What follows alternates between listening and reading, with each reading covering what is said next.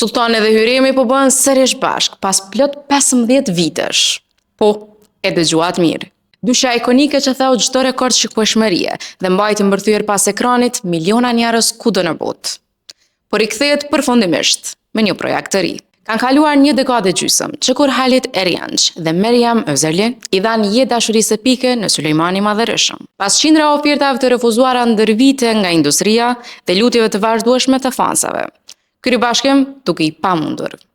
Por pritjes i ka ardhur fundi. Këtë herë harrojnë pallatet mbretërore dhe intrigat e sultanatit. Ata nuk do të kthehen në të kaluarën, por do të vinë një film modern, të quajtur Pranverën e Imrës. Historia zhvillohet në peizazhin e qetë një ishulli dhe flet për dy njerëz, rrugët e të cilëve kryqëzohen krejt papritur. Të dy personazhet po kalojnë periudha të vështira dhe plot probleme në jetët e tyre personale. Fokusi i filmit ngren një pyetje thelbësore. A mund të lindë dashuria sërish më vonë në jetë? Kjo histori eksploron idenë e mundësive të dyta dhe një pranverë të dytë për protagonistët.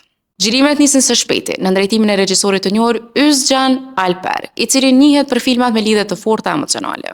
Cila platformë digjitale do ta transmetoj, mbetet ende mister. Por ky është padyshim rikthimi më i shumë pritur i momentit.